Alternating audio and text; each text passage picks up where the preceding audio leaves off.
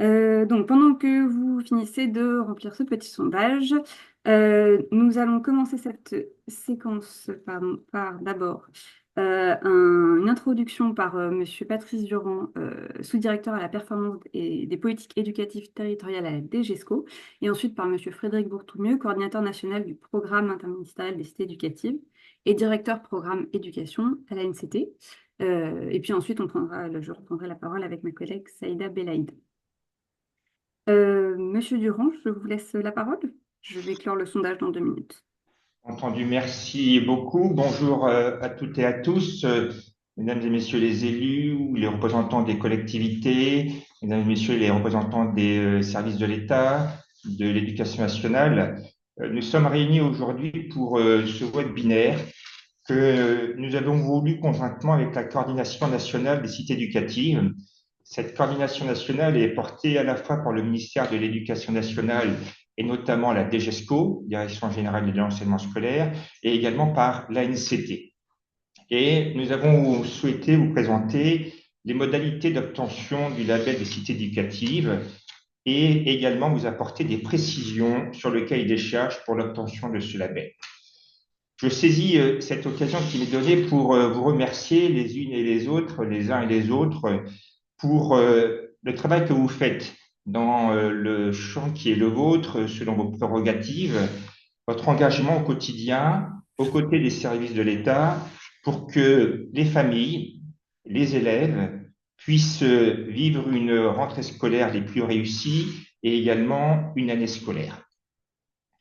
Comme vous le savez tous et toutes, l'école est un vecteur essentiel de lutte contre les inégalités sociales, les inégalités géographiques, les inégalités culturelles.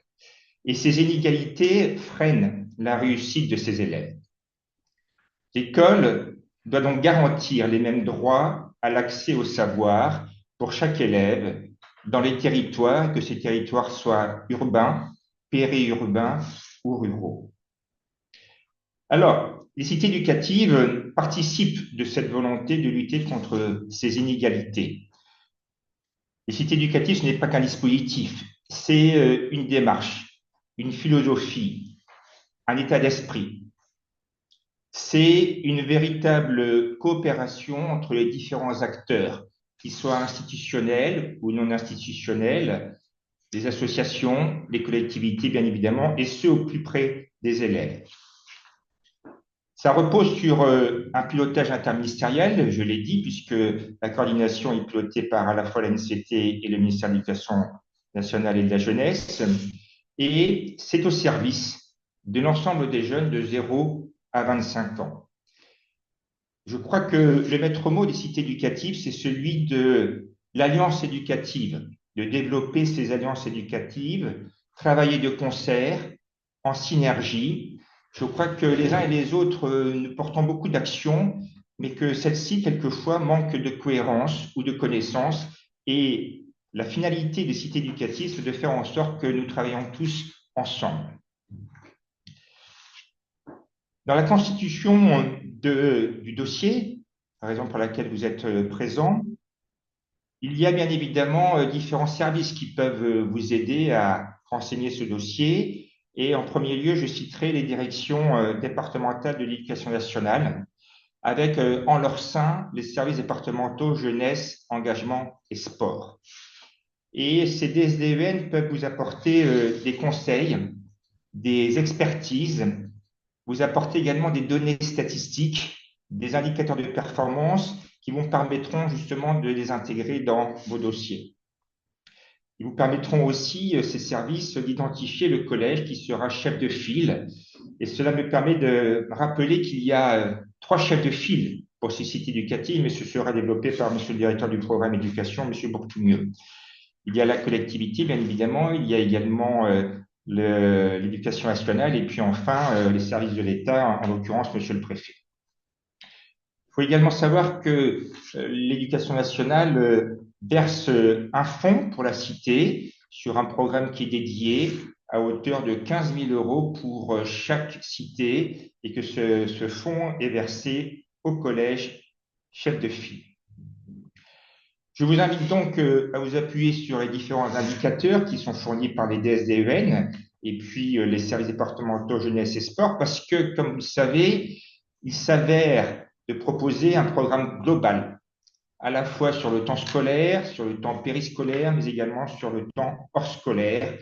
Et à cette occasion, l'expertise que possède le service jeunesse, engagement et sport sur sa connaissance de la jeunesse, du tissu associatif est un appui important.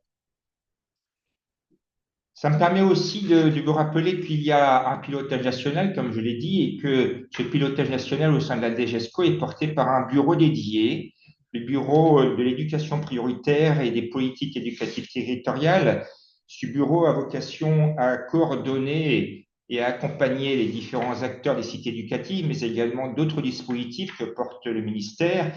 Je citerai les territoires éducatifs ruraux, je citerai également les internats d'excellence ruralité, et puis également l'éducation prioritaire.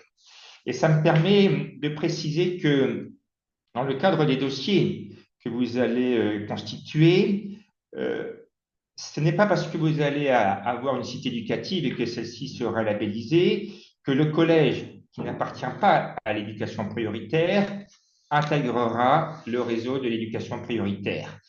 Vous n'êtes pas sans savoir que la ministre a fait une annonce comme quoi il y aura une révision de la carte de l'éducation prioritaire et que celle-ci sera pour septembre 2025. Mais en tout cas, une cité éducative avec un collège n'induit pas que le collège, s'il n'est pas déjà en éducation prioritaire, le devienne. Et puis, je rappellerai que cette volonté qui est exprimée par le président de la République de généraliser les cités éducatives au QPV, eh bien, nous allons l'accompagner avec la NCT et vous allez l'incarner puisque vous allez pour cela renseigner des dossiers et ainsi répondre à l'appel à candidature qui a été lancé. Enfin, dernière chose, il faut savoir que cet accompagnement passe aussi par un réseau d'acteurs auquel vous appartiendrez dès lors que la cité aura été labellisée et que ce réseau d'acteurs porte bien évidemment l'ensemble des politiques publiques en faveur de l'égalité des chances et que ces politiques territoriales, elles sont sur le terrain portées à la fois par l'inspecteur d'académie et par le préfet. C'est bien évidemment aussi incarné par l'éducation prioritaire et par l'ANCT, la politique de la vie. Voilà ce que je souhaitais dire en propos introductifs et je laisse la parole à mon collègue directeur du programme d'éducation de l'ANCT, M. Frédéric Bourtoumieux. J'active mon son. Merci, Monsieur Durand. Également, bonjour à toutes et tous. Donc, on a pu apercevoir rapidement le petit sondage. Alors, pour ceux qui étaient en retard, on a fait passer un petit sondage au début de la séquence pour pouvoir voir un petit peu qui étaient les personnes présentes. Vous êtes 159, je crois qu'il y a eu 120 réponses. Donc, voilà, donc quelques élus locaux, des personnels des collectivités, des services de l'État, académiques, et puis quelques autres. Donc ça, je ne sais pas qui sont les autres. Comme ça a été évoqué par Monsieur Durand, donc on a souhaité vous proposer ce webinaire, puisque comme vous le savez, alors si vous êtes là, c'est qu'a priori, vous êtes intéressé à vous inscrire dans le label des cités éducatives, et que nous avons ouvert un cahier des charges cette année, et l'idée de ce webinaire était de vous présenter par le menu les modalités de candidature pour l'obtention du label Cité éducative à compter de soit la fin de l'année 2024, soit l'année 2025. Donc, on reviendra là-dessus sur le cahier des charges, que je crois que les collègues de la DGESCO et la NCT ont prévu une présentation un peu détaillée qui vous permettra d'avoir les éléments. Alors même si vous avez déjà pris connaissance du cahier des charges, ça sera des aspects complémentaires. Et comme ça a été évoqué par Suzy Chevet au tout début de la séquence, comme nous le faisons à chaque fois, nous prendrons quelques questions. Je vois déjà que sur le chat, pas mal de personnes ont commencé à poser des questions. Alors, nous n'aurons peut-être pas toutes les réponses aujourd'hui, mais pour ceux qui ne sont pas habitués à l'exercice des webinaires avec la Coordination nationale des cités éducatives, chaque fois, nous nous engageons à vous apporter des réponses et nous mettons à jour une foire aux questions assez régulièrement qui vous permet d'avoir les réponses à vos questions. Alors, ça a été dit par Monsieur Durand. Aujourd'hui, vous avez cette présentation par la Coordination nationale des sites éducatifs, donc qui est opérée conjointement par le ministère de la Ville et donc la NCT, qui est un opérateur du ministère de la Ville, et la DGESCO, administration évidemment du ministère de l'Éducation nationale. C'est-à-dire que les personnes qui organisent cette coordination et qui seront vos interlocuteurs pour les mois à venir, pour les années à venir, une fois l'obtention du label acquise, sont issus soit de la DGESCO, soit de la NCT. Donc, nous sommes une petite équipe. Alors, côté DGESCO, comme l'a dit Monsieur Durand, il y a un bureau dédié. Et côté NCT, il y a également une équipe dédiée dans le programme éducation que j'ai le plaisir de diriger. Je vais revenir peut-être rapidement sur quelques principes, même si Monsieur Durand a dit déjà beaucoup de choses sur l'ambition que nous portons conjointement sur les cités éducatives. Peut-être quelques constats partagés. Alors, il y a des diapos, vous me pardonnerez d'avance, et notamment mes collègues de la NCT. Je ne suivrai peut-être pas tous les éléments, mais ça vous permet d'avoir des éléments de connaissance. Ça a été dit donc on s'adresse avec le label des cités éducatives aux quartiers prioritaires de la ville, bien évidemment. Sur ces quartiers, le constat que nous faisons sur ces territoires, hormis effectivement les difficultés rencontrées par les populations, c'est aussi une importance des dispositifs, une importance des services, notamment en matière d'éducation. L'idée, c'est qu'à un moment donné, c'est un peu ce qu'a évoqué Monsieur Durand aussi, il y ait des logiques globalisantes de l'action éducative à l'échelle d'un territoire. Le constat étant posé que voilà, il y a un foisonnement parfois de dispositifs, d'acteurs, de moyens qui manquent de coordination. Et l'enjeu des cités éducatives, c'est d'arriver à une meilleure coordination de ces acteurs, au premier rang desquels, bien évidemment, l'école et la collectivité, mais l'ensemble des acteurs qui ont à voir avec la question éducative, que sont également les associations. Donc, on va parler pour cela d'alliance éducative, ça a été évoqué également. L'alliance éducative, c'est vraiment la capacité qu'on va demander à la cité éducative d'agglomérer l'ensemble des acteurs qui travaillent sur les enjeux éducatifs et de définir conjointement, et ça c'est important, et vous verrez que dans le cahier des charges c'est souvent évoqué, en tout cas c'est évoqué à certains endroits, ce qu'on demande de la cité éducative, c'est qu'elle soit en capacité de développer une vision éducative partagée sur le territoire, à l'échelle donc du territoire et à l'échelle des publics de 0 à 25 ans. Alors, je m'arrête rapidement sur cette question des 0-25 ans. Ce qu'on va attendre des acteurs qui s'inscrivent en cité éducative, c'est effectivement, comme je le disais, de travailler sur cette cohérence, synergie des acteurs, Monsieur Durand il s'y est attaché sur cet élément-là tout à l'heure, de développer une vision commune, c'est-à-dire concrètement quels sont les objectifs conjoints qu'on va pousser, qu'on va mener, qu'on va poursuivre collectivement, comment on va s'y faire, et en quelque sorte comment on va penser la question des parcours de 0 à 25 ans. Donc, ce qu'on va vous demander dans le cadre de la candidature, et c'est ce qu'on demande à toutes les cités éducatives, c'est de nous expliciter d'une part la vision éducative, la vision du territoire éducatif qu'ils ont coélaboré avec l'ensemble des acteurs du territoire, mais aussi comment ils ont pensé la question des parcours de 0 à 25 ans avec des enjeux, vous voyez, aussi divers que l'accès à la citoyenneté, la question de la réussite scolaire, la question de l'accès aux loisirs, la question de l'accès à la santé, la question de l'orientation. Donc, vous voyez, c'est autant de champs qui sont à investiguer quand on porte une vision sur la question éducative, sur des enjeux de 0 à 25 ans, avec bien évidemment, mais ça, vous le savez, puisque vous êtes tous experts de ces sujets, puisque vous êtes présents aujourd'hui, la question de ce qu'on appelle les ruptures entre les temps, notamment le premier passage à l'école, la première scolarisation, le passage au collège, la question de l'orientation. Donc, c'est tous ces sujets-là qui sont des sujets sur lesquels vous pouvez être amené à réfléchir déjà au quotidien et sur lesquels on demande aux acteurs de s'entendre en fait sur cette vision commune. Donc, je l'ai dit, c'est la question de la cité éducative, l'enjeu de la cité éducative, c'est l'approche globalisante qui est ici figurée dans ce qu'on appelle la grande alliance éducative et qui s'adresse aux 0-25 ans, pendant, après et avant l'école.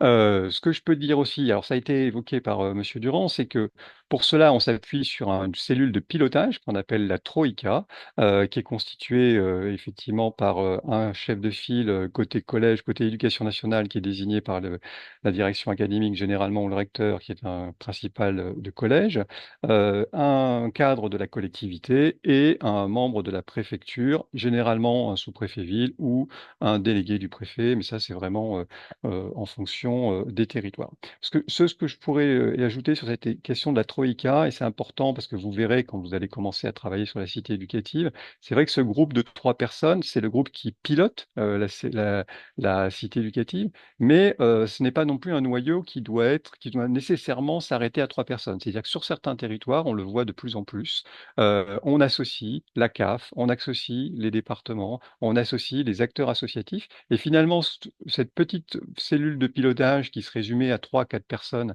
au départ peut s'amplifier et augmenter à 4, 5, 6 personnes. Donc ça, c'est vraiment je veux dire, à géométrie variable et en fonction des territoires. Tout ça pour dire que il y a l'obligation pour un territoire candidat au label des cités éducatives de constituer cette cellule de 3 personnes, mais que bien souvent, ce qu'on attend de la cité éducative, c'est qu'elle augmente finalement la voilure et qu'elle associe plusieurs autres personnes. Voilà ce que je peux dire. C'est peut-être diapo suivante pour que je veux pas prendre sur le cahier des charges, donc je veux pas vous prendre le. Alors, quelques éléments chiffrés sur les cités éducatives. Cette démarche, comme ça a été dit par Patrice Durand, donc ça c'est vraiment important, il a insisté dessus et je vais le répéter également. Lorsqu'on parle de cité éducative, on parle vraiment d'une démarche, d'une méthode qui, quelque part, est supra-dispositif. Donc, vous allez sans doute avoir à vous questionner sur comment les dispositifs préexistants s'intègrent dans la démarche de cité éducative.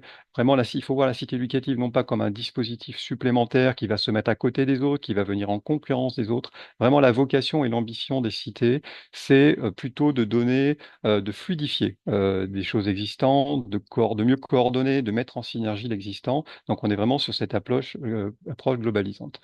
Donc, c'est un label qui a été lancé dès l'année 2018, mais qui a commencé à s'incarner à l'horizon de 2019. Donc, aujourd'hui, il représente environ 210 territoires, 210, pardon, cités éducatives. C'est pas des territoires, parce que vous savez qu'il y a certaines cités éducatives qui sont parfois intercommunales. Un effort important, ça a été rappelé par Patrice Durand, de l'État, à la fois au titre des crédits de la politique de la ville, mais aussi au titre de l'engagement de l'éducation nationale, puisque on s'arrête bien souvent sur les moyens financiers que donne ou que confie l'éducation nationale, mais il faut voir dans la démarche des cités éducatives aussi un engagement très très fort des équipes, des personnels. J'évoquais tout à l'heure le principal, le chef de file. Et ça, c'est pas monétisé, c'est pas valorisé en termes financiers, mais c'est aussi un élément d'investissement de l'État dans le cadre de la démarche des cités éducatives. Euh, Quelle diapo suivante? Alors, je vais m'arrêter rapidement sur la coordination, mais ça a été déjà un peu explicité par Patrice Durand. Donc, nous sommes, donc, comme on l'expliquait, 2 administrations, la NCT et la DGESCO, le ministère de la Ville et le ministère de l'Éducation nationale. Une petite équipe. Notre vocation, c'est vraiment de venir en appui, en accompagnement. On n'est pas, c'est-à-dire, la posture de la coordination nationale, c'est pas une posture qui viserait à être censeur, en fait, finalement, des bons et des mauvais projets cités éducatives, de distribuer les bons et les mauvais points. Ce qu'on essaye de faire et de mettre en œuvre tout au long de l'année, c'est plutôt des processus d'accompagnement. Alors ça s'incarne au travers de visio régulières, de webinaires thématiques comme celui qu'on a aujourd'hui, d'une foire aux questions comme je l'explicitais, de journées nationales qui se passent généralement à Paris et de visites de terrain puisque comme vous le verrez, quand vos territoires seront labellisés, nous venons régulièrement, là non plus pas pour, là aussi, pardon, pas pour évaluer la pertinence ou la qualité des projets, mais plutôt pour venir à la rencontre des acteurs et se nourrir aussi de vos pratiques. Donc ça, c'est vraiment la vocation de la coordination. Et nous avons quelques partenaires au niveau national, notamment les centres de ressources qui sont bien connus des acteurs de la politique de la ville, qui nous appuient dans notre travail de coordination nationale. Je crois que je touche à la fin du propos général, on va dire, et donc je vais laisser la main à mes collègues Suzy Chevet, donc de la NCT, et Saïda Belaïd de la DGESCO, qui vont, elles, plus particulièrement revenir sur le cahier des charges dont vous avez déjà pris connaissance, j'imagine, et j'aurai le plaisir de rester à vos côtés pour éventuellement répondre à quelques questions à la fin de cette séquence. Merci.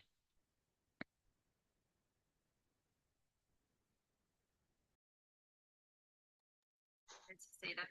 Bonjour, merci Frédéric. Saïda Belaïd, donc je suis chargée d'études au Bureau de l'éducation prioritaire et des territoires, en charge des cités éducatives, mais également des vacances apprenantes et du dispositif 8h-18h. Et je fais le lien avec le Bureau de l'éducation prioritaire et les bureaux métiers de la DGESCO, notamment qui portent les politiques en direction des collèges, des écoles, des thématiques comme l'égalité filles-garçons ou bien encore le sport, la santé, pour travailler ensemble sur ce sujet de l'alliance éducative au sein du ministère de l'Éducation nationale. Alors peut-être rapidement revenir enfin rapidement, vous présenter le calendrier, ou en tout cas effectivement vous avez sûrement pris connaissance des attendus de ce calendrier et du cahier des charges. Nous avons souhaité, et ça c'est une mission propre qui est portée par la coordination nationale, de venir en appui, ça a été dit, et en accompagnement des territoires. Donc la logique du calendrier qui consiste à un dépôt au fil de l'eau des candidatures devrait pouvoir nous laisser le temps de venir à votre rencontre, de répondre favorablement aux différentes sollicitations que nous avons des territoires pour échanger avec vous sur les spécificités, les différents freins et leviers. Donc nous avons l'occasion d'organiser des réunions lorsque les territoires nous sollicitent, mais vous laissez également un temps de concertation en interne dans les services pour pouvoir faire citer. C'est un sens et c'est un mot auquel on accorde beaucoup d'importance. Comme vous le verrez, je l'espère bientôt, une fois labellisé, donner corps à cette alliance éducative, donc pouvoir vous donner la possibilité de travailler dans le temps avec les services pour construire ce projet et répondre aux 3 attendus du programme qui sont conforter le rôle de l'école, promouvoir la continuité éducative, ouvrir le champ des possibles. Donc ce calendrier vous permet de pouvoir construire ce projet, structurer les projets existants, les consolider ou tout simplement voir naître de nouveaux projets qui consistent à accompagner la démarche. Il a été dit que les services de l'État étaient à votre disposition pour pouvoir vous accompagner sur cette démarche, mais le dossier de candidature, donc je le rappelle, est porté par la collectivité, qui est transmis au préfet, qui, ce dernier, après avoir échangé avec le DAZEN, va émettre un avis sur cette candidature. Cet avis est particulièrement éclairant pour nous, puisque c'est un avis qui va mettre en perspective la démarche des cités éducatives avec d'autres politiques contractuelles sur le territoire, comment il est intégré au contrat de ville, mais bien également à la logique du projet académique et des projets de réseau de l'éducation prioritaire. Donc, nous avons, nous, coordination nationale, un délai de 3 semaines. Alors, pour vous répondre sur l'éligibilité du dossier, j'y reviendrai dans un moment sur ces critères qui vont nous permettre, dans un premier temps, de vérifier si ces informations sont bien construites et argumentées dans votre dossier. Et une fois cette éligibilité, j'allais dire validée, nous, la coordination nationale vous répondra par mail via cette boîte citééducative@anct.gouv.fr, qui est notre principal canal d'échange avec les territoires. Donc, une boîte institutionnelle que nous partageons DGESCO et ANCT pour répondre à vos questions. Donc, éligibilité, 3 semaines. Et ensuite, nous, une fois que ces dossiers sont validés sur ces critères-là, nous les transmettons à un comité national de labellisation pour l'instruction, pour faire une instruction au regard des différents points qui sont attendus dans le dossier. Suzy Chevet reviendra dans le détail après. Une information aussi importante, nous avons 3 mois pour pouvoir notifier la décision du comité national de labellisation qui, au préalable, aura bien évidemment soumis la liste des candidatures au ministre chargé de cette politique publique en faveur de l'égalité des chances, donc le ministre de l'Éducation nationale et de la ville. D'ores et déjà, vous connaissez le contexte politique, nous avons déjà des candidatures, des dossiers qui nous sont parvenus et nous sommes bien évidemment là en attente de pouvoir répondre aux candidatures qui ont été déposées depuis cet été. Peut-être sur le dossier en tant que tel. Donc, comme vous le savez, c'est un dossier qui comporte 20 pages maximum. J'attire votre attention sur la possibilité d'annexer un certain nombre de documents c'est extrêmement important de pouvoir avoir un éclairage sur notamment les dispositifs, si vous souhaitez les développer, notamment les partenariats que vous avez avec la CAF dans le cadre de conventions territoriales globales, ou bien encore des éléments autour du PEDT, des plans mercredi et des éléments de diagnostic au titre notamment de l'analyse des besoins sociaux de l'ABS que produisent certaines collectivités. Donc, un dossier de 20 pages avec des annexes dans un format libre et qui est accompagné donc de l'avis du DAZEN et du préfet, je vous le disais tout à l'heure. Vous recevrez donc un mail, ça je vous l'ai déjà dit concernant cette période, ce principe d'éligibilité. Alors pour revenir aux critères à proprement dit, d'éligibilité dont vous avez pris connaissance, qui est d'abord avoir au moins un QPV sur le territoire. Donc le dossier devra comporter une carte avec de manière très précise avoir identifié le nom du QPV, la population qui habite, les nombres d'habitants du QPV, sachant que le nombre d'habitants n'est pas un critère, mais il faudra bien préciser dans le dossier si le QPV est sur un territoire ou sur plusieurs territoires. Le portage, est-ce qu'il est en intercommunalité? Le périmètre doit notamment comporter le nom, les numéros du QPV, ainsi que l'ensemble des UAI des établissements scolaires qui vont être sur le périmètre de la cité éducative.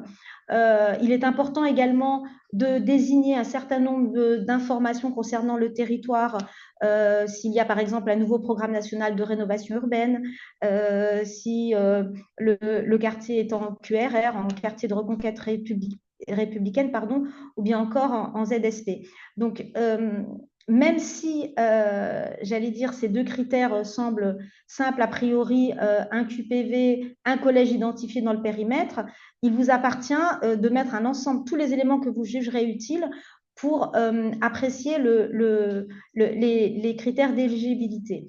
Le collège, c'est extrêmement important là aussi d'être précis sur le collège qui va être désigné comme collège chef de file. Donc, la présence en REP n'est pas un prérequis, ça a été dit. En revanche, il est important de bien préciser un certain nombre d'informations comme l'IPS de l'établissement, voire des établissements aux alentours.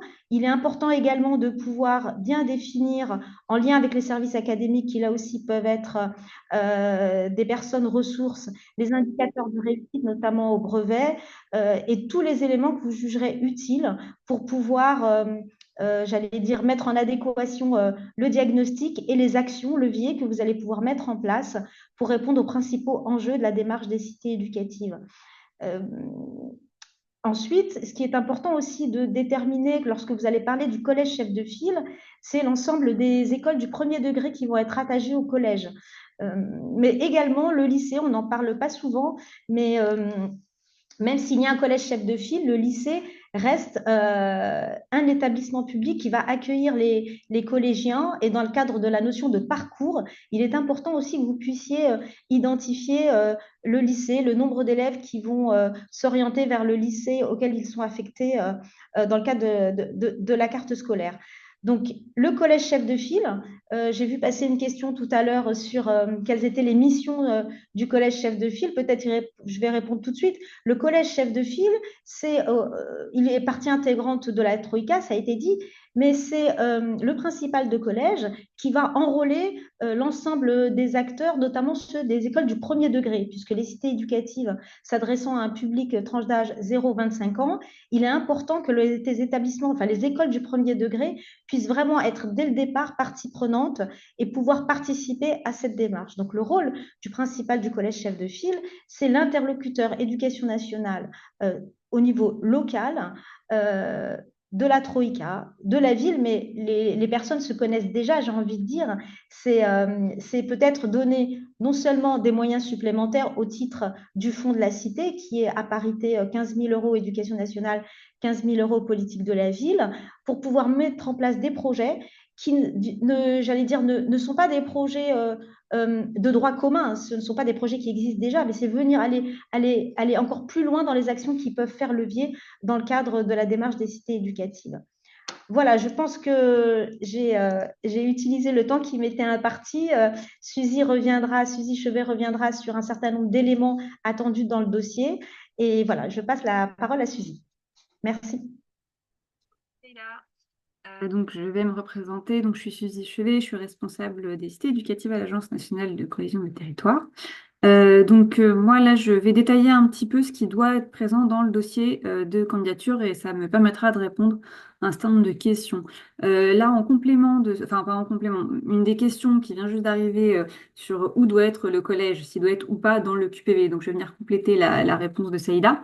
Donc, le principe, c'est qu'on est sur un territoire en quartier prioritaire de la ville. Et donc, les habitants du quartier ou des quartiers prioritaires concernés sont voilà, la cible prioritaire. Donc, un collège ou un établissement qui accueille voilà, de façon voilà, les enfants du quartier notamment, en particulier s'il n'y a pas de collège sur le quartier même, il peut devenir bien entendu collège chef de file.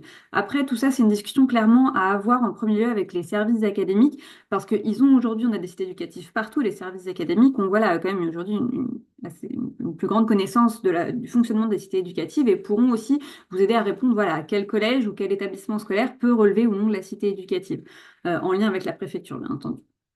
Voilà, donc ce qui fait qu'il n'est pas forcément dans le QPV, mais idéalement, il doit être aux abords du QPV, pas trop loin. Et puis, quand il n'y en a pas, on prend celui qui est présent. S'il n'y a qu'un seul collège sur la commune, on prend le collège de la commune, bien sûr. Et dans ces cas-là, on réfléchira, bien entendu, à l'affectation des crédits, comment on fonctionne, etc. Donc, dans le dossier à constituer, là, vous voyez déjà 5 points, il y en a 9 en tout qui doivent donc tenir en 20 pages. Donc, d'abord, cette question du périmètre, on l'a rappelé là déjà, je n'y reviens pas. Ensuite, la question du diagnostic partagé avec des indicateurs scolaires, socio-économiques qui sont identifiés. Là, on vous invite vraiment en fait à nous expliquer votre territoire, à nous montrer ses forces, ses faiblesses, ce qui s'y passe.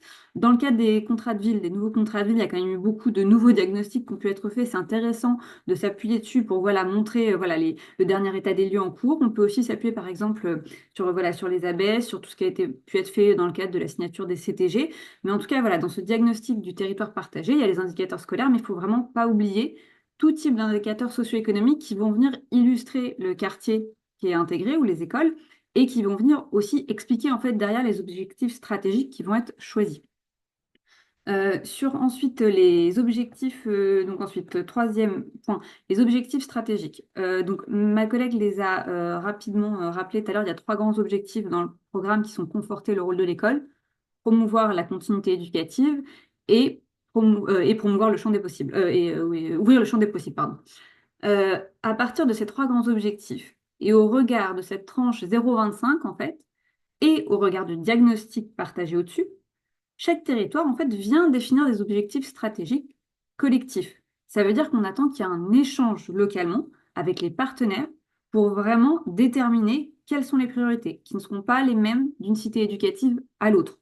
Je vous ai donné ces 3 grands objectifs qui sont des guides, mais après, on peut avoir voilà, de très grandes différences dans ce qui va être déployé en fonction du contexte. Parfois, il y a des enjeux de sécurité très marqués, parfois, c'est la santé sur laquelle ça va être très marqué. Voilà. Donc, en fonction de ça, on a des objectifs stratégiques qui vont se dessiner et on invite fortement à ce qu'ils soient, on va dire, dessinés au maximum avec un maximum de partenaires locaux, que ce soit bien entendu les grands partenaires voilà, stratégiques du territoire, mais également les partenaires associatifs, voilà, les habitants même de la cité éventuellement, etc. Ensuite, la gouvernance stratégique expliquée avec une valorisation des partenaires et l'articulation avec les dispositifs existants. J'ai rapidement évoqué notamment le contrat de ville. Voilà, donc si vous avez un programme de réussite éducative ou un PEDT, qu'il y ait un projet académique structuré sur le territoire, qu'il y ait voilà, une convention territoriale globale avec la CAF, voilà, tout type d'outils et notamment de contrats locaux existants, il faut absolument venir expliquer comment la cité éducative va s'articuler avec eux, parce que l'objectif, c'est pas que la cité éducative soit un dispositif de plus, mais bien qu'elle vienne participer au jeu de ces acteurs, en fait. Donc, c'est essentiel de commencer déjà dans la candidature à réfléchir à comment on vient intégrer, en particulier dans le contrat de ville, ou avec le PRE, voilà. Est-ce qu'à un moment, voilà, il y a des axes qui vont se croiser, qui vont peut-être s'intégrer, y compris, on a des territoires sur lesquels, avec notamment les caisses d'allocation familiale, en fait, il y a une intégration de la cité éducative et de la CTG, en fait, parce que les objectifs communs sont tellement fort et tellement étendu qu'en fait, à un moment, on les traite ensemble plutôt que de traiter chacun de son côté. Voilà, donc ça, c'est vraiment cette gouvernance stratégique, comment on va la construire, qui va être présent et comment elle va s'articuler avec le territoire. Ça, c'est essentiel, voilà, de mettre ça en avant. Ensuite, le pilotage opérationnel de la cité, donc Frédéric Bourtoumi notamment l'a un peu évoqué, et Monsieur Durand aussi, notamment avec cette fameuse Troïka. Donc un pilotage opérationnel, c'est à la fois un pilotage opérationnel qui va être, on va dire, stratégique, voilà, un grand pilotage qui va rassembler les principaux décideurs, qui peut être aussi beaucoup plus large, hein, ça peut, voilà, le comité de, comme peu importe le nom qu'on lui donne, hein, mais en tout cas le comité stratégique, voilà, chacun détermine la composition, mais à minima, il y a une Troïka dedans, une préfecture, l'éducation nationale et la ville, ou la collectivité. Et ensuite, il y a un pilotage opérationnel qui doit être mis en place et qui doit être clair. Et notamment là, on attend vraiment qu'il y ait un chef de projet opérationnel donc, qui soit nommé dans la cité éducative ou recruté. Voilà. Et la lettre de mission, alors, si elle est disponible, on la prend. C'est toujours intéressant, ça vraiment de l'ajouter au dossier parce que ça va montrer ce rôle essentiel voilà, de coordination et d'aide au pilotage de la cité éducative, comment il vient s'intégrer, comment il va aider à porter celle-ci. Voilà, si vous n'avez pas l'aide de mission, déjà expliquer comment va se construire ce poste, c'est important, et également tous les enjeux d'ingénierie. Dans tous les enjeux d'ingénierie, on a par exemple la stratégie de communication, ça c'est essentiel, voilà comment on va construire là-dessus. Il y a la démarche d'évaluation aussi dans les enjeux d'ingénierie qui est essentielle. Il faut absolument structurer une évaluation claire, en tout cas montrer que la cité va être évaluée sur la période d'engagement. Euh, Ensuite, petit point numéro 6, pardon, j'ai été un petit peu vite. Le plan d'action prévisionnel, en réponse aux enjeux stratégiques qu'on a identifiés précédemment.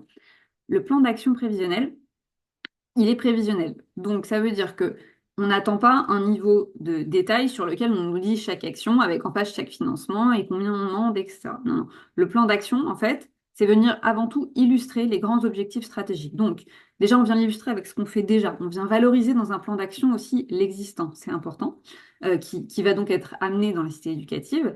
Et on vient illustrer ce qu'on envisage de faire de façon plus ou moins précise ensuite en fonction. On peut tout à fait voilà, imaginer d'avoir pas grands objectifs, ensuite voilà, un certain nombre d'illustrations d'actions qu'on compte mener, de partenaires qu'on envisage de mobiliser sur ce plan d'action prévisionnel, etc.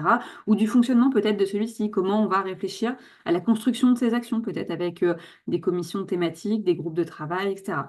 Ça reste quand même un outil prévisionnel, mais qui vient donc illustrer des grands objectifs stratégiques. Ensuite, le budget prévisionnel détaillé, qui vient notamment préciser le montant de la subvention attendue, les cofinancements apportés par les partenaires et la part dédiée à l'ingénierie. Alors, le montant de la subvention attendue, donc ça, quand on parle de ce montant, on parle des crédits qui vont notamment être attribués par le ministère de la Ville.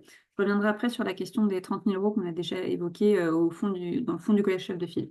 Donc, ce montant de subvention, il va être enfin, c'est voilà, c'est le territoire en fait qui va déterminer un montant qu'il souhaite par rapport au projet qui est posé. Ensuite, pour les cofinancements, je vais revenir ensuite, mais on attend, dans le cadre de la cité éducative, 30% de cofinancement sur le budget global de la cité éducative. En sachant que ces 30% de cofinancement qui sont attendus, c'est à la fois la collectivité, mais ce sont également les autres partenaires. On peut également valoriser ou avoir des contributions qui viennent d'autres partenaires que la collectivité. C'est important, voilà. L'objectif est bien de monter un partenariat, une grande alliance éducative. Et enfin, la part d'ingénierie, il faut anticiper que sur le montant de la subvention qui va être sollicité auprès du ministère de la Ville, notamment, il y a une part qui devrait être dédiée à l'ingénierie. Cette part est de 30%. Ça veut dire que le montant de la subvention, en fait, dedans, il y a 30% qui vont être dédiés à des jeux d'ingénierie du type l'évaluation, la communication, le financement par exemple du chef de projet si c'est nécessaire, la formation interprofessionnelle, voilà, le rassemblement des acteurs, prendre par exemple une prestation d'accompagnement, imaginons pour aider au montage de la cité éducative ou à passer voilà, certaines étapes. Voilà, il y a tout un ensemble de choses qu'on peut entendre par ingénierie, mais en tout cas, c'est comment on fait fonctionner la cité éducative et comment surtout on se donne les moyens de faire fonctionner la cité éducative. Et là-dessus, le ministère de la Ville a décidé de réserver une partie de l'enveloppe qui est attribuée de subvention à ces enjeux d'ingénierie pour être sûr que la cité éducative, notamment, bénéficie d'un portage adéquat. Et puis enfin, dans le dossier de candidature, on a la stratégie de communication, j'ai déjà évoqué, et la démarche d'évaluation. Donc là, les 9 points que je viens d'évoquer, on vous enverra ce diapositif, ne vous inquiétez pas, vous l'aurez. Il y a également le replay qui sera disponible. Si vous les suivez un par un et qu'à chaque fois vous les remplissez, vous avez votre dossier en fait qui est constitué en 20 pages. Donc il faut vraiment se concentrer voilà, sur ces 9 points. Et derrière, vous avez. On va vous renvoyer également, là on vous remettra après dans le chat le lien vers le cahier des charges, mais c'est ce que vous allez en fait retrouver dedans. Ensuite, sur donc le budget. Alors, on a remis une petite slide avec voilà, un focus sur le budget qui reprend ce que j'ai dit avant, notamment la demande de la subvention qui est adaptée aux besoins du territoire et à la stratégie des partenaires, et 30% de la subvention qui doit être dédiée à l'ingénierie de la cité éducative. Le rappel également sur le cofinancement, minimum de 30% de cofinancement du budget qui doit être apporté, que ce soit des contributions ou de la valorisation également qui peut être acceptée. Mais on attend quand même un peu de contribution. Et enfin, le fonds de la cité, on en a parlé déjà plusieurs fois. Donc, c'est le fonds qui va être attribué au collège chef de file. C'est une sorte de petit fonds burette, en fait, qui va lui permettre de porter voilà, des fonds notamment dédiés, entre autres, à l'action sociale, voilà, à des actions avec les écoles aussi, ça c'est très important. Il est alimenté donc à parité, on disait, par le ministère de l'Éducation nationale et le ministère de la Ville. Il faut avoir en tête que les 15 000 euros du ministère de la Ville sont intégrés dans la subvention qui est sollicitée. Ce n'est pas une enveloppe, on va dire, en plus qui vient. Voilà, vous avez donc une subvention globale qui est demandée. Et dans cette subvention, il y aura 15 000 euros obligatoirement qui iront au collège chef de file. Donc c'est sur le programme 147 pour ceux qui connaissent les acronymes. Et le programme 230, c'est donc celui de l'éducation nationale. Enfin, dernière slide, et après on va prendre vos questions sur l'appel à projet après. Donc, candidature, vous la déposez, elle est soit, le dossier sera soit donc labellisé, soit rejeté, soit ajourné éventuellement. L'attribution de la subvention, j'en ai parlé. Une fois qu'on a le label, l'attribution de la subvention vient assez vite. La première année de labellisation, on n'attend pas forcément la contractualisation pour verser les crédits. Alors, on ne va pas tout verser d'un coup, bien entendu, mais par contre, c'est vrai que voilà, on fait en sorte que les crédits, dès qu'ils sont disponibles et que la labellisation est acquise, puissent être versés rapidement. Mais par contre, c'est obligatoire. Il y a une contractualisation ensuite qui doit être faite dans le courant de la première année au travers d'une convention tripartite entre la ville, la préfecture et le rectorat. Elle peut être signée par d'autres acteurs également. Imaginons, nous, on a des CAF qui sont signataires de ces conventions. On a également des CCAS, des GIP, voilà, des caisses des écoles, en fonction des partenaires les plus impliqués en fait, dans la cité éducative. Et donc, c'est vraiment la convention cadre qui viendra encadrer l'ensemble de la cité éducative et son fonctionnement. Et enfin, à noter, on a chaque année une revue de projet annuelle. Donc ça, c'est dans les échanges notamment que les territoires labellisés ont avec l'ANCT et la DGESCO. Chaque année, voilà, il y a un exercice en fin d'année. On vous demande voire pas d'informations en cours d'année. On évite voilà, de solliciter avec des bilans, etc. Par contre, en fin d'année, il y a un très gros bilan à faire qui s'appelle la revue de projet annuelle, qui est à la fois un exercice de bilan, mais également de perspective sur l'année suivante. Voilà, et qui ne doit pas être négligé parce que c'est un temps qui vous permet aussi de vous réinterroger au regard de ce qui est demandé dans cette revue de projet, qui est une sorte de questionnaire assez construit, voilà, qui vous permet de vous réinterroger sur ce qui s'est passé, sur ce qui va se passer, etc. Et donc, je arrive au bout de la présentation. Donc, maintenant, on va prendre les questions du chat.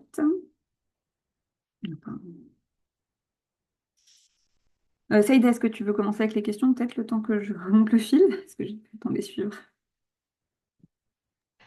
Alors, j'ai répondu à une question sur les lycées. Comment intégrer en fait le lycée dans la démarche? Je pense que en termes d'établissement scolaire, il faut avoir une approche. Enfin, le conseil qu'on peut vous donner, c'est vraiment d'avoir une approche dans la notion de parcours de l'élève. Aussi bien le principal du collège chef de file, je le disais, a pour mission d'enrôler et de sensibiliser les enseignants du premier degré à pouvoir monter des projets, être force de proposition en fonction du projet d'école pour pouvoir, j'allais dire, travailler vraiment dans le cadre de la coordination, mais ça existe déjà sur les territoires périscolaires, extrascolaires. Mais la notion de... Pourquoi je parlais des lycées en particulier? Puisque c'est vrai que ce qu'on a constaté, notamment dans les revues de projet dont vient de parler Suzy, c'est que cette tranche d'âge post-collège, les 16 ans, 16-18 ans, sont très peu visibles. Ça ne veut pas dire qu'il n'y a pas d'action, mais on a très peu de visibilité sur les actions qui peuvent être mises en place dans le cadre de la cité éducative. On a des actions en direction des jeunes, on a des actions de loisirs, on a des actions d'information, notamment avec les réseaux information jeunesse, mission locale. Donc, c'est dans ce parcours-là de l'élève et cette prise en charge globale jusqu'à l'âge de 25 ans voilà, qu'on sollicite, enfin, qu'on vous sollicite sur justement cette vigilance à bien intégrer les lycées comme des acteurs à part entière dans la notion de parcours de l'élève, et pour dire surtout que la démarche, il n'y a pas de priorité sur la tranche d'âge. J'ai vu aussi une question sur est-ce qu'une cité éducative doit prioriser un public plus qu'un autre. J'ai envie de dire, c'est plutôt le diagnostic qui va déterminer avec l'ensemble des partenaires quelles sont les priorités. Alors, ça peut être des priorités, bien évidemment, qui vont être sur toute la période de labellisation, mais ça peut aussi être des priorités qui vont s'inscrire à moyen terme. Donc, peut-être que les 0-3 ans, dans un premier temps, les actions ne seront pas en termes d'alliance et de travail avec les crèches, avec la petite enfance, vraiment visibles aujourd'hui et suffisamment matures pour pouvoir les mettre comme une piste de réflexion. Donc peut-être qu'elles vont s'inscrire dans le temps et que ça deviendra peut-être quelque chose à travailler. Mais non, il n'y a pas de tranche d'âge prioritaire ou en tout cas obligatoire. L'idée, c'est vraiment de partir du diagnostic, de partir de votre réalité, de partir de ce qui existe déjà pour organiser cette grande alliance. Et donc, si dans votre projet, on voit les grandes priorités et surtout un public identifié de manière très précise avec des actions en face, ce sera vraiment déjà très intéressant, mais pas de public obligatoire, si ce n'est effectivement une attente que nous avons d'avoir ce panel des 0-25 ans. Voilà. Alors, dans les autres questions, Je regarde. Ouais. Ouais, je me suis permise de prendre depuis le début pour essayer d'en traiter un maximum sans en oublier. Donc, on avait une question sur l'obligation de traiter donc, toutes les tranches d'âge de 0 à 25 ans au sein de la cité éducative, ou est-ce qu'on peut mettre l'accent sur une tranche d'âge en particulier, par exemple la petite enfance. Donc, Saïda vient d'y répondre. Voilà, on peut tout à fait, bien entendu, orienter sa cité sur le besoin le plus important. Néanmoins, voilà, l'objectif, c'est quand même de traiter le parcours de 0 à 25 ans. Donc, c'est important de s'interroger voilà, sur quand même l'ensemble du parcours et d'aller chercher et parfois d'aller intégrer l'existant. C'est ça qu'en fait, il faut pas oublier, se dire, la cité éducative, par exemple, elle va me servir à mettre l'accent sur la petite enfance, mais dans la construction d'un parcours cohérent, parce que imaginons sur tout le reste, j'ai déjà voilà, d'excellents relais, d'excellents points de parcours et de soutien et quelque chose de très construit, et moi j'ai besoin de renforcer ici, donc on va tout remettre dans le cadre de la cité éducative et faire voilà, un appui particulier là-dessus, ça peut être. Comment articuler cité éducative et PEDT? Eh bien, la cité éducative, en fait, elle vient amplifier le PEDT en quelque sorte. C'est-à-dire que vous avez un projet éducatif de territoire et dedans, en fait, vous avez des populations fragiles et la cité éducative, elle vient spécifiquement aller plus loin au regard des populations les plus fragiles. Donc là-dessus, on peut imaginer plein de choses quand on parle d'articulation. On peut déjà avoir une complémentarité des actions. Qu'est-ce qui est fait dans le cadre de mon PEDT que je peux voilà, aller plus loin avec la cité éducative ou pas, ou le renforcer. On peut également aller au-delà de ça dans l'articulation des instances. Dans le cadre de la gouvernance de mon PEDT, voilà, donc j'ai telle instance avec qui fait des appels à projets, qui fait voilà, ou qui a tel parcours ou tel objectif. Dans le cadre de ma cité éducative, je mets ça en fait en miroir ou voire je l'intègre dans le PEDT. C'est tout à fait possible. Dans le cadre du contrat de ville, se dire voilà, dans le cadre de mon contrat de ville, où est-ce que je mets la cité éducative aussi, quand il y a plusieurs collectivités dans le contrat de ville, que ma cité elle est que sur ma commune, par exemple, comment je vais aller articuler ça avec l'existant. L'objectif, c'est vraiment pas de se dire on fait notre petite cité éducative sur le côté, mais bien de se dire j'ai déjà ces objectifs en fait, qui existent sur mon territoire et comment, dans différents formats, voilà, je vais aller travailler dedans. Est-ce que vous avez une description des missions attendues? Alors ça, on a répondu. Euh, La notion de territoire avec la dotation de 30 000 euros de QPV Alors, je suis désolée. Chacun. Alors, monsieur Didier Zimi, je veux bien que vous reposiez votre question parce que je ne suis pas sûre de bien la comprendre avec tous les acronymes. Je ne voudrais pas dire de bêtises. Si éventuellement vous pouvez la réécrire, ce serait... Non, parce que je ne suis pas sûre. Sur Madame Ala Michel, ces candidatures ne concernent pas l'élargissement d'une cité éducative déjà existante à d'autres QPV. Tout à fait. Ici, on n'est que pour les nouvelles cités éducatives. Les élargissements se traitent dans un autre cadre que l'appel à la candidature. Là, on est vraiment pour les nouveaux territoires. Notamment, les élargissements, c'est dans le cadre des renouvellements de labels. Et si jamais le renouvellement du label est déjà passé, a déjà été acquis, dans ce cas-là, vous venez vers nous. S'il y a un enjeu d'élargissement, on en reparlera. Mais ce n'est pas un nouveau dossier de candidature à faire si c'est un élargissement. Donc là, vous avez l'adresse cité éducative @nct.gouv.fr. Vous nous envoyez un message et puis voilà, on vous indiquera la procédure adaptée pour en discuter. Pour les critères de labellisation, donc vous aurez le PowerPoint. Voilà, il y a les 9 critères qui sont dans le cahier des charges. Vraiment, ils sont dans cet ordre-là dans le cahier des charges, hein. Donc c'est assez simple. On peut vraiment, si vous souhaitez, vous envoyer un modèle de, de dossier à remplir. Mais en fait, c'est les 9 points que je vous ai mis avec marqué mettre du texte, hein. C'est pas, voilà, c'est. Non, si vous souhaitez faire un cahier des charges différent, enfin, pardon, pas un cahier des charges, pardon, un dossier, vous différencier dans la construction de votre dossier, vous pouvez. Nous, ça, c'est les attendus qu'on a dedans, mais on a parfois eu des dossiers, voilà, avec une présentation très différente de, voilà, des 9 points que j'ai évoqués, tant que tout y est. Nous, les informations, le principal, voilà, c'est que derrière, il fasse 20 pages maximum et avec les annexes 60.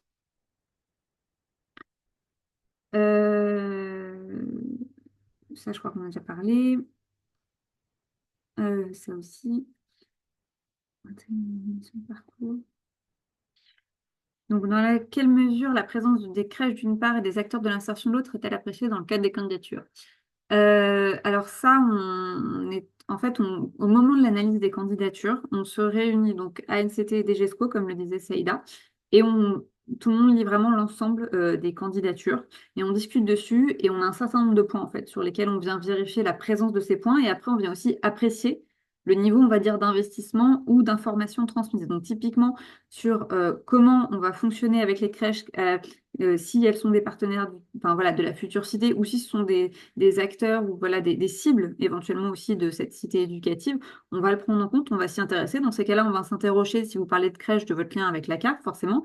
Est-ce que dans le cadre de la cité éducative, la CAF a-t-elle, dans ces cas-là, été voilà, interrogée, voire mobilisée dans la construction du dossier pour apporter une réponse à ces enjeux autour de la petite enfance?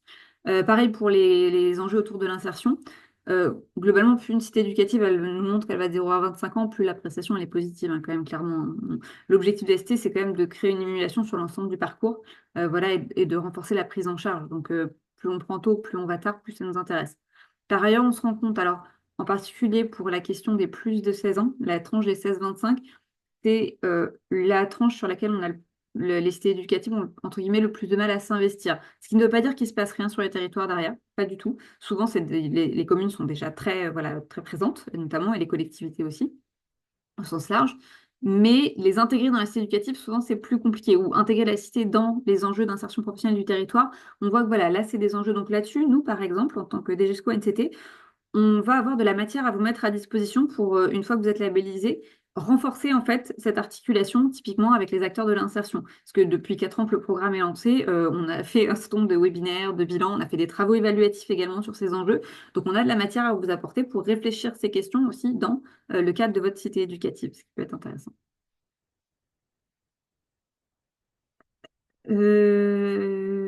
Bonjour, cofinancement du poste de CPO à hauteur de 50%, oui, tout à fait. Normalement, on attend encore un cofinancement de poste de CPO à 50%. Alors, il faut peut-être le lire dans l'autre sens.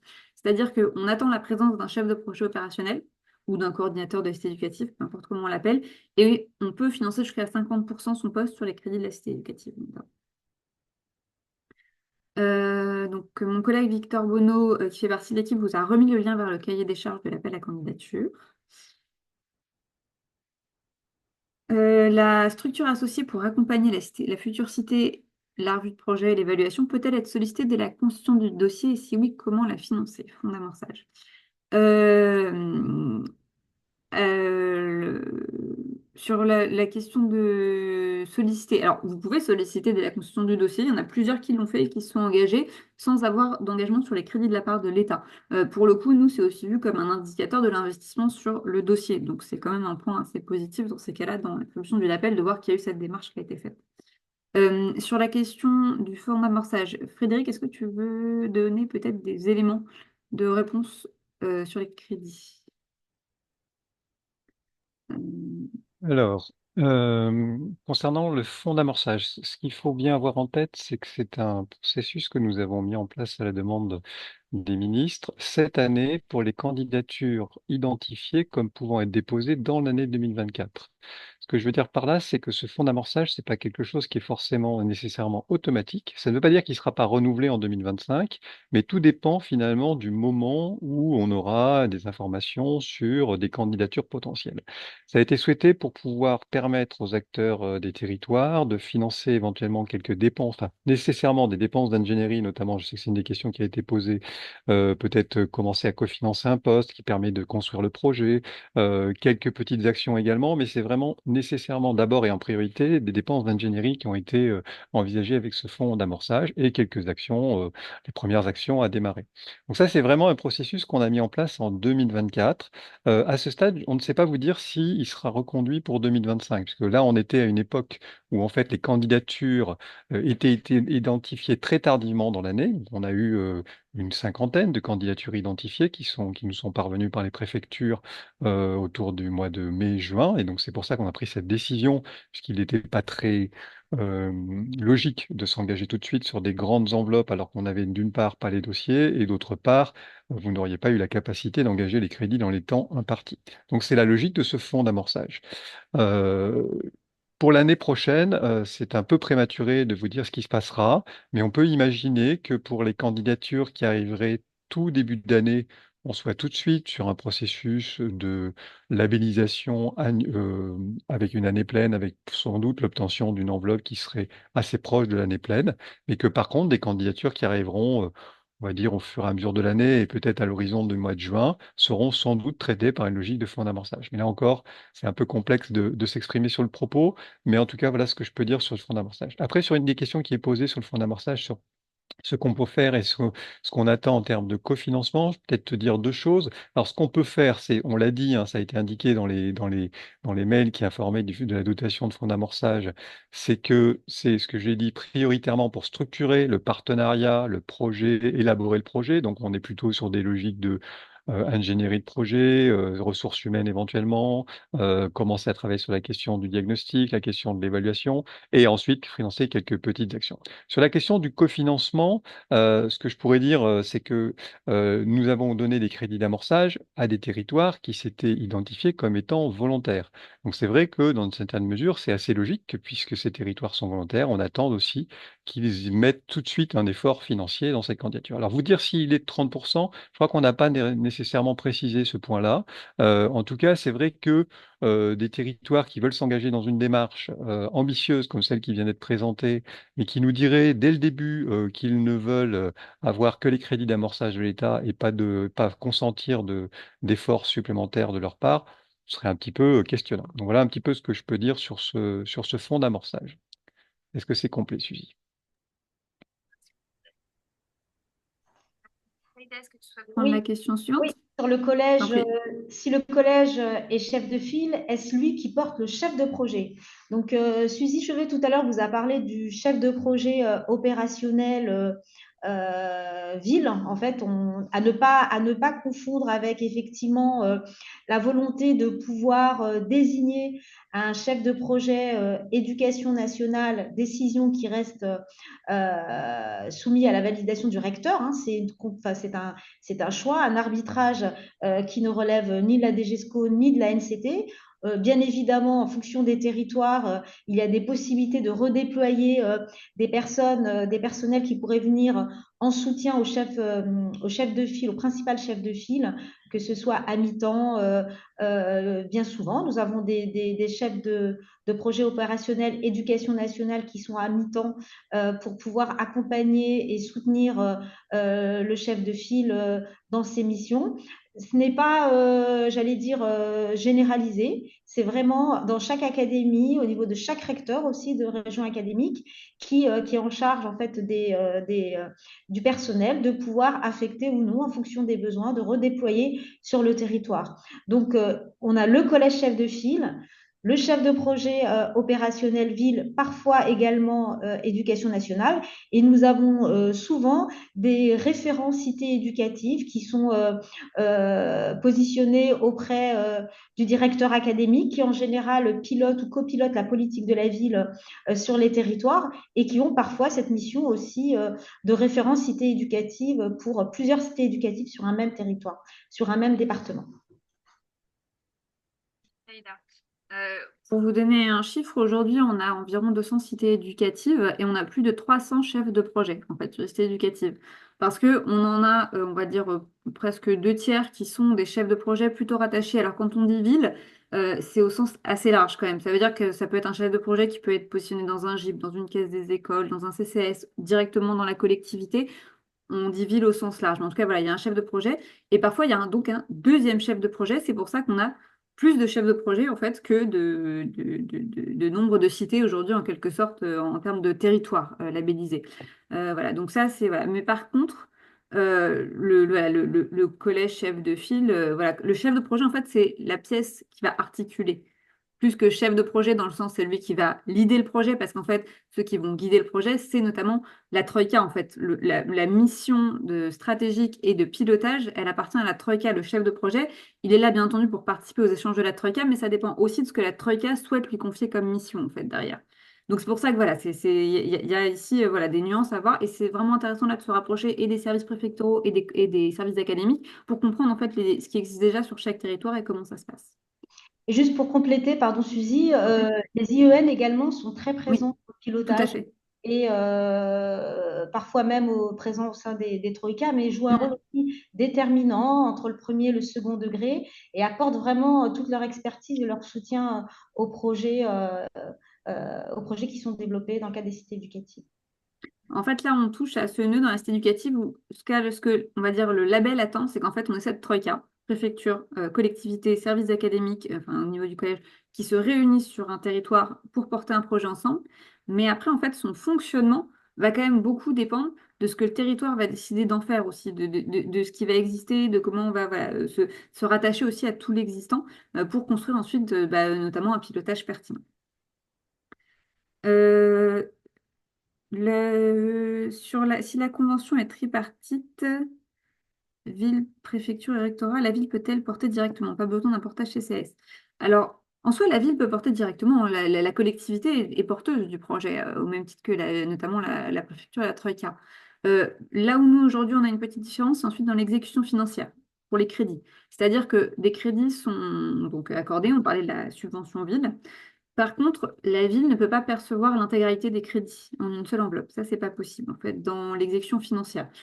Ça, ce que ça veut dire derrière, c'est simplement que euh, l'exécution des crédits, en fait, va soit être, ça, il y a plusieurs options. Elle peut être conservée à la préfecture, c'est-à-dire que pour chaque action réalisée ou chaque projet, on va déposer un dossier à la préfecture. Soit ça peut être un partenaire, on va répartir l'enveloppe entre différents partenaires de façon, par exemple, s'il y a un GIP, ça peut être au GIP. S'il y a un CCS, ça peut être au CS. On peut aussi en donner à la caisse d'école quand il y en a une. Ça peut être un partenaire associatif qui peut aussi avoir une enveloppe un peu plus importante. La ville également. Mais par contre, ce qui n'est pas possible, c'est de confier toute l'enveloppe à une collectivité. Sur ce sujet, je ne vais pas trop m'étendre parce qu'il est un peu complexe. Et si vous avez des questions, je vais d'abord vous renvoyer à la note d'exécution financière des cités labellisées, qui vous permettra de mieux voilà, comprendre. Dans le cahier des charges, on précise quand même certaines choses à ce sujet déjà.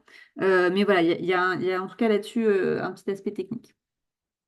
Mais qui a discuté vraiment avec les services de l'État, en particulier avec la préfecture, parce que c'est eux qui pourront vous indiquer les solutions les plus adaptées.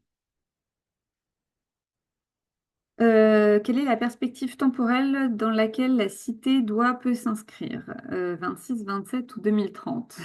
Pour ce qu'elle est sur la durée des contrats de ville. Frédéric, est-ce que tu souhaites faire une réponse à ce sujet? Enfin, est-ce que tu souhaites faire plutôt la réponse? Est-ce que je m'en charge?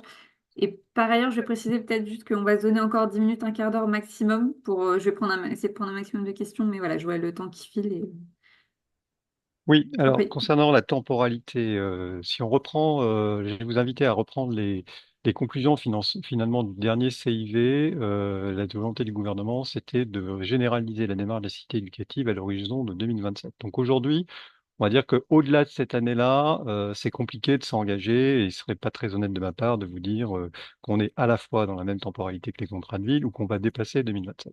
Donc, je dirais que tout dépend à quel moment arrive le dossier et à quel moment il est labellisé. Ce que je peux dire, c'est que les territoires qui ont obtenu un fonds d'amorçage en 2024 sont supposés déposer un dossier de labellisation dans l'année 2024 et obtenir donc normalement le label. Si vous déposez un dossier en 2025, vous obtiendrez le label en 2025. Mais la convention tripartite que vous signerez courra bien de l'année 2024 à l'année 2026. Donc il y aura bien 3 ans, 2024, 2025, 2026, le fonds d'amorçage constituant finalement une année 1 de la labellisation. Ce qui ne veut pas dire qu'il n'y aura pas possiblement un avenant qui prolongera la Cité du Quasi en 2027 si le gouvernement et les moyens budgétaires sont là pour le faire, hein. Ça, c'est pas ce que je dis. Là, c'est vraiment pour ceux de 2024. Les dossiers qui sont aujourd'hui, qui n'ont pas bénéficié de fonds d'amorçage en 2024 et qui déposeront leur candidature à partir de 2025, on est un peu plus dans le flou, pour être tout à fait honnête, mais normalement, si on regarde ce qui avait été défini dans le cadre du CIV, sauf si les choses changent avec la nomination d'un nouveau gouvernement et d'un nouveau ministre de la Ville, en tout cas à ce stade, ce qu'on peut indiquer, c'est qu'on devrait repartir sur des labellisations toujours pour 3 ans, avec une convention triennale, donc 2025, 2026, 2027. Et vous avez bien compris par rapport à ce que je disais tout à l'heure, cette année 2025 sera, selon la date de réception du dossier, la date de l'habilitation, soit une année financière qui sera qui sera avec une dotation d'amorçage, soit peut-être avec une dotation pleine, mais ça devrait être différencié selon les situations, selon les dossiers. Ce qu'il faut bien avoir en tête, c'est que cette démarche, comme vous avez pu le voir depuis le début, elle porte une certaine ambition et en responsabilité, nous ne souhaitons pas, la coordination nationale, dire, ou en tout cas défendre l'idée qu'on pourrait obtenir ce label sur une seule année. Donc tout le monde s'accorde à dire que le label a besoin de temps pour s'installer, a besoin de temps pour fonctionner, peut-être aussi du temps pour finalement consolider des logiques partenariales qui vont pouvoir se poursuivre quel que soit l'engagement de l'État ultérieurement. Donc on est voilà, sur cette logique toujours de 3 ans. Alors certains considéreront que 3 ans c'est trop peu, mais je dirais que 3 ans c'est déjà ça. Et en tout cas, dans le temps qui est le nôtre aujourd'hui, c'est-à-dire l'année 2024, l'année 2025, on voit qu'on peut encore arriver, en tout cas à financer, enfin en tout cas à financer, je ne sais pas, mais en tout cas à labelliser des territoires sur les 3 ans. Moi, je dis financer, je ne sais pas, ne vous inquiétez pas, c'est pas parce que je suis en train de vous annoncer en creux une mauvaise nouvelle sur le financement, c'est juste que, comme chaque année, mais c'est l'exercice pour ceux qui sont des collègues de l'État notamment, mais aussi des collectivités, c'est évidemment en fonction du vote du budget. Vous savez que le sujet des budgets actuellement est relativement présent dans le débat national. Donc, je ne sais pas dire de quels moyens nous disposerons l'année prochaine. Ce qu'on peut indiquer néanmoins, c'est qu'a priori, on a plutôt la capacité de continuer à s'engager et que si on s'engage, on s'engagera bien sur 3 ans. Voilà.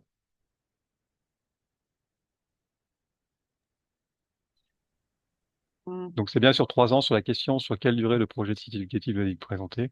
On est bien pour le moment sur 300. Je dirais que même le projet en tant que tel, il a pas de terme.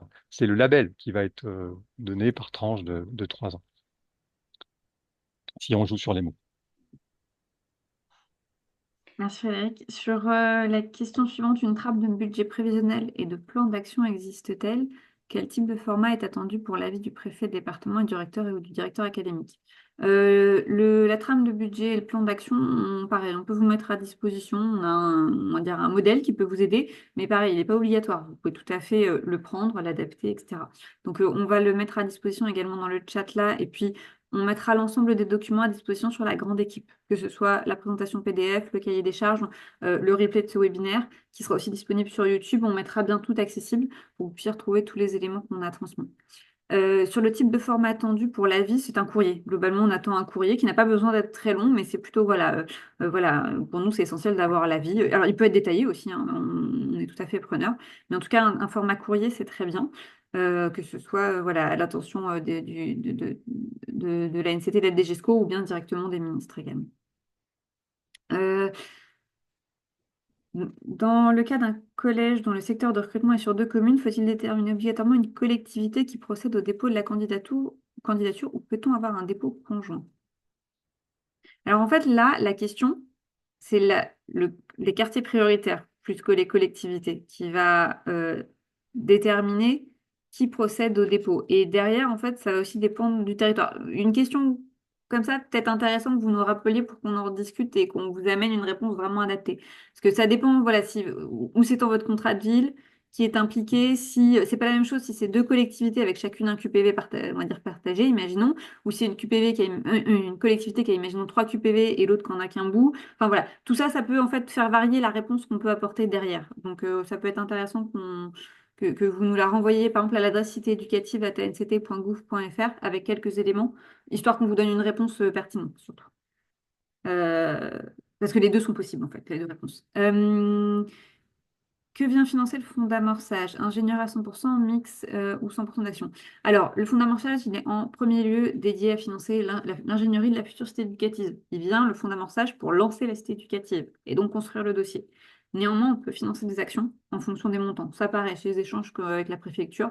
On a là tout à fait de futures cités qui ont déjà déposé leur dossier et qui ont commencé aussi à lancer des actions à côté, dès la rentrée, même là, 2024. Alors, comme disait Frédéric, sur les critères de cofinancement sur le fonds d'amorçage, ils sont plus souples, ils ne sont pas soumis à la même réglementation. L'objectif, pour le coup, c'est quand même de permettre l'amorçage de la cité éducative, même si voilà, ça reste important qu'on voit qu'il y a un effort financier réalisé ou possible, on va dire.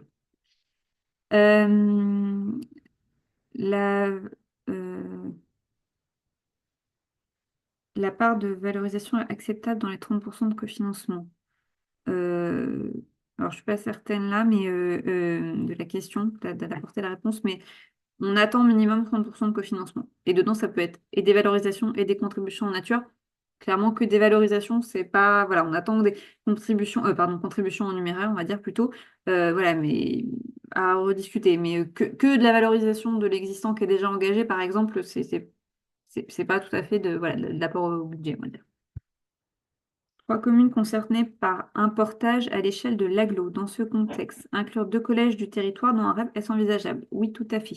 On a des cités éducatives intercommunales avec des QPV sur plusieurs collectivités et plusieurs établissements scolaires, notamment collèges, qui sont impliqués. Dans le cas de vraiment très très grosses cités éducatives, parce que par exemple très étendues, on peut même avoir, ça arrive exceptionnellement, c'est vraiment à voir avec les services académiques, mais qu'on ait 2 collèges chefs de file. Ça reste exceptionnel, mais ça a pu arriver pour les très gros cas. Euh, Vous prévoyez une visio pour le... Non, alors ça, j'ai répondu. Mon adresse... Alors, il y a une Tu vas question. ajouter... Vas-y, je t'en prie, Saïda. Je t'en prie. Non, mais je pense pas qu'on y ait répondu. Une petite commune avec un QPV qui cumule plusieurs dispositifs comme PEDT, CTG, TER, est-ce judicieux pour coordonner ou articuler? J'ai envie de vous renvoyer la question. Si vous posez la question, c'est peut-être il y a peut-être un enjeu d'articulation ou non. En fait, tout n'est pas dans tout. J'allais dire, si vous considérez que sur le territoire, cela fait sens de devoir articuler des dispositifs, notamment quand ils s'adressent à un même public, sur une même temporalité qui est le temps, par exemple, périscolaire, que ce sont les mêmes partenaires qui sont autour de la table et que c'est un territoire tellement petit que les choses sont fluides et ça fonctionne bien. J'ai envie de dire, l'enjeu de coordination, il n'a de sens que si vous rencontrez des difficultés particulières. En même temps, pour rappel, la démarche des cités éducatives, elle vise justement à peut-être être le chapeau d'une politique globale sur le temps scolaire, extrascolaire, mais il y a déjà d'autres dispositifs qui participent justement à cette coordination, notamment le PEDT. Tout dépend des enjeux, des difficultés que vous allez identifier sur le territoire. En même temps, je vous rappelle que le sens de la démarche des cités éducatives, c'est bien d'organiser cette alliance, un mode de gouvernance qui doit permettre justement d'être beaucoup plus efficient sur le territoire en matière de réussite scolaire, de mixité sociale. Donc voilà, j'ai envie de dire, le diagnostic le dira. Et si vous pensez qu'il n'y a pas de coordination ou d'articulation nécessaire, peut-être... voilà, je ne pense pas que ce soit forcément une problématique de taille de commune. Peut-être parce que les partenaires sont, je le disais, sont les mêmes et que peut-être c'est déjà ça fonctionne très bien comme ça. Je vais prendre encore 2 questions après. Peut-être 3, je vais regarder où on en est, parce qu'ensuite on va s'arrêter si on a déjà, je pense, fait un tour. Et puis de toute façon, on va voilà, vous mettre à disposition déjà tout ce qui s'est dit. Sur l'appel à projet cité éducative annuel organisé par Cité pour les actions, est-ce le même fonds que le fonds Cité attribué au collège ou s'agit-il d'autres financements? Faut-il prévoir les crédits pour cet appel à projet dans le budget de la cité éducative? Alors, il n'y a pas, première essentielle, il n'y a pas d'appel à projet annuel obligatoire sur une cité éducative. Dans le fonctionnement aujourd'hui des cités éducatives, alors ce qui est sûr, c'est que toutes les cités éducatives ont une subvention attribuée par le ministère de la Ville. Les subventions les plus basses tournent autour de 150 000 euros, si je ne me trompe pas. Et voilà. Et les plus hautes sont au-delà de 500 000 euros. Mais alors, vraiment pour les plus hautes. Voilà. Donc, quoi qu'il arrive, il y a une subvention qui est attribuée. Et sur cette subvention, il n'y a pas d'autres subventions. C'est-à-dire que les 15 000 euros du fonds de la cité qu'on évoquait sont dedans, notamment pour la ville. Et toutes les actions rentrent sur ce budget, toute l'ingénierie rentre sur ces crédits qui sont attribués par le ministère de la Ville. Sur le fonctionnement ensuite des cités éducatives, l'appel à projet n'est absolument pas obligatoire, voire dans certains cas, il peut être contre-productif, ça dépend du territoire. On a une variété en fait de fonctionnement. Il y a des cités éducatives qui n'ont pas d'appel à projet. Elles vont avoir par exemple des commissions de travail, des commissions thématiques, des groupes de travail thématiques, peu importe comment ça s'appelle, qui vont travailler toute l'année sur des actions, en fait, ensemble avec l'ensemble des partenaires sur différents sujets pour construire en fait le plan d'action. Il y en a qui vont faire un appel à projet annuel, il y en a qui le font quand même.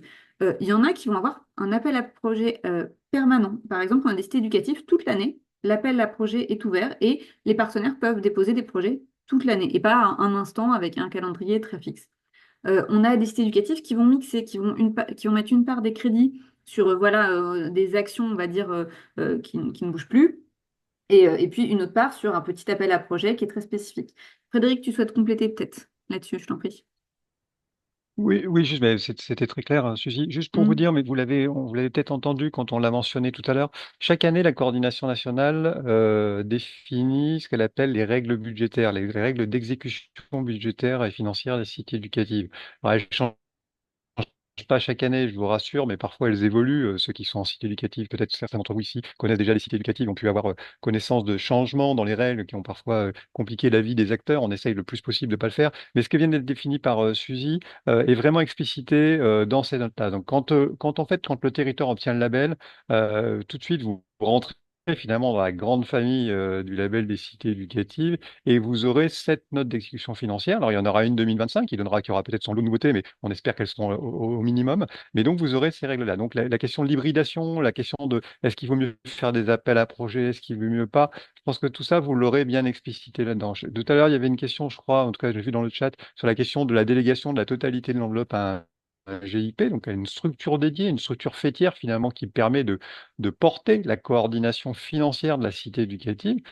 C'est un modèle qui nous va assez bien et où il y a comme ça des GIP ou des caisses des écoles qui ont déjà une certaine habitude de la gestion de projet parce qu'ils l'ont fait au travers des PRE, au travers des contrats de ville. Donc on peut voilà, avoir aussi une structure ressource qui va finalement la préfecture en une délégation de crédit, en un dossier dauphin, et ça s'appelait beaucoup aux collègues des préfectures et je comprends bien pourquoi, délégueront l'ensemble finalement quasi l'ensemble de l'enveloppe parce qu'il y a le petit fonds d'amorçage qui nécessitera quand même un deuxième dossier. Et finalement, le GIP devient la structure fêtière, comme je le disais. La seule chose qu'on demandera éventuellement à ce moment-là, c'est que dans cette logique de coopération, dans cette logique d'addition des moyens sur un territoire, c'est que peut-être il y a d'autres acteurs aussi qui abondent ce fonds, ce GIP, pour que finalement les budgets de la cité éducative ne se résument pas aux seuls crédits de l'État qui sont arrivés au titre de la cité éducative, mais aussi peut-être à la mobilisation d'autres projets, d'autres programmes. On a évoqué tout à l'heure les CTG, on a évoqué d'autres ressources qui peuvent être mobilisées, notamment dans le cadre de la cité éducative. Voilà, donc cette note d'exécution financière, c'est vraiment un des documents cadres qui est communiqué par la coordination nationale chaque année et qui vous permettra aussi d'avoir des réponses sur les aspects techniques et modalités de mise en œuvre. Ce qu'on peut dire sur les appels à projets d'expérience, c'est que c'est sans doute une bonne modalité pour choisir des nouveaux opérateurs, des nouveaux acteurs, pour essayer de définir des nouvelles actions. On a une évaluation nationale qui a été rendue récemment qui insistait sur le fait que sans doute ces appels à projets devraient essayer d'inciter à la coopération entre acteurs pour le dépôt des dossiers. Quand on parle de logique de coopération, on peut être assez surpris du déploiement d'appels à projets finalement qui vise à choisir un acteur unique sur un sujet unique. L'idée de l'appel à projet dans une logique de site éducatif, c'est peut-être d'inviter plutôt les acteurs à avoir des logiques de consortium sur des grandes thématiques, sur des grands enjeux. Donc c'est un peu ça qu'on demande dans le titre des appels à projets. L'autre point sur l'appel à projet, c'est que les territoires sont engagés massivement dans ces logiques d'appel à projet, ce qu'on se rend compte, c'est que peut-être ils perdent en agilité d'année en année, puisque finalement ces appels à projets sont reconduits, toujours avec les mêmes lauréats. Et finalement, la première année, ils ont cranté quasiment la totalité de leurs moyens et ils n'ont plus la capacité de s'adapter d'année en année, peut-être à des nouvelles priorités. Donc ça, c'est peut-être le point d'attention, mais tout ça, vous le retrouvez dans la note d'exécution financière. J'aimerais juste prendre, Frédéric, une dernière question et après je propose qu'on s'arrête et je redonnerai toutes les infos importantes. Parce que c'est vrai qu'on l'a pas souvent celle-là. C'est avez-vous un exemple de calendrier de projet avant le dépôt du dossier? Réunion de troïka, comité technique, etc. Voilà, combien de temps ça prend de monter un projet de cité éducative? Alors ça, c'est extrêmement variable en fonction du territoire. On a des territoires en fait qui attendaient d'être labellisés depuis déjà plusieurs années, donc qui vont nous déposer un dossier, on va dire en quelques semaines, voire qui sont capables, voilà, d'avoir en fait déjà la matière qui est prête, de voir en fait la coordination des acteurs qui est déjà quasiment préétablie. Il y a d'autres territoires sur lesquels parfois ça prend 6 mois, parfois ça prend plus de temps. Alors on vous invite quand même à ne pas trop tarder parce que l'appel à projet voilà, va se terminer à un moment, mais c'est vraiment variable en fonction en particulier du nombre d'acteurs en fait que vous allez impliquer dans le projet de cité éducative.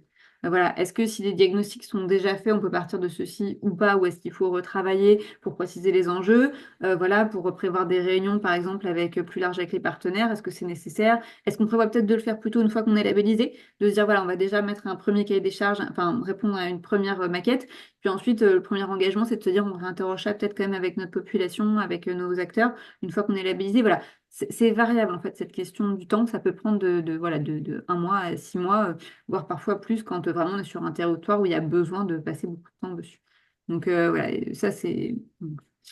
On va, avant de clore, donc, ce replay, la présentation, le cahier des charges, la note d'exécution financière, tous les documents qu'on a évoqués, on va les mettre à disposition notamment sur la grande équipe, qui est la plateforme de la politique de la ville.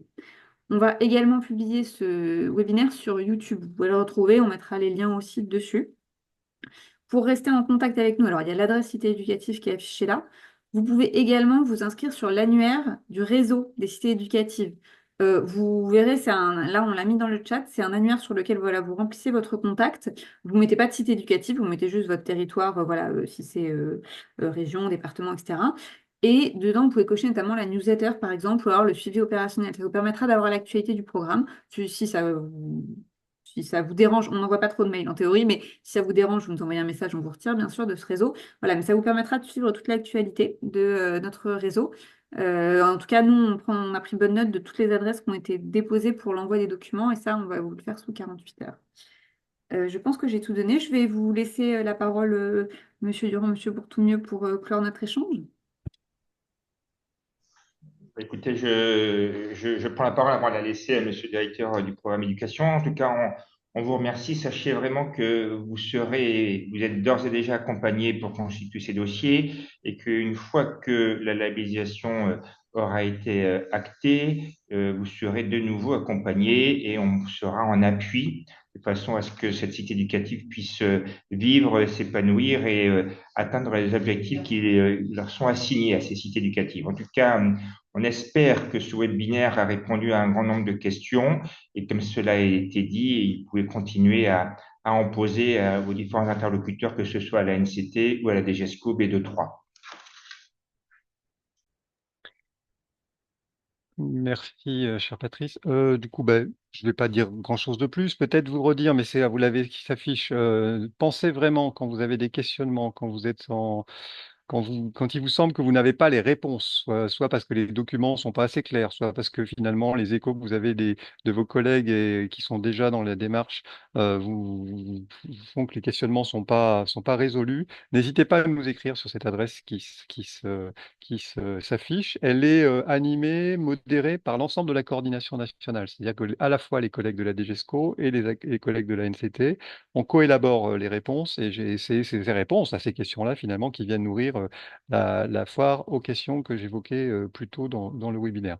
Merci en tout cas de votre présence à tous. Vous étiez très nombreux, ce qui montre encore aussi l'intérêt qui est le vôtre pour ce label, pour cette démarche. Comme ça vient d'être dit, soyez assurés qu'on sera toujours aux côtés. La logique que j'évoquais tout à l'heure d'accompagnement qui est la nôtre perdurera. Bientôt, vous serez donc sans doute labellisé en cité éducative et nous aurons plaisir à vous retrouver dans l'ensemble de la programmation des animations que nous proposons. Pourquoi pas même la prochaine journée nationale des cités éducatives. Donc, au travail parce qu'il y a encore un petit peu de travail sans doute pour le dépôt du dossier. Et nous attendons avec gourmandise l'ensemble des dossiers que vous allez déposer pour qu'on puisse, dans les délais, puisque ça vous a été rappelé, nos engagements également dans les délais, revenir vers vous sur l'obtention de ce label. À très bientôt donc. Au revoir, merci.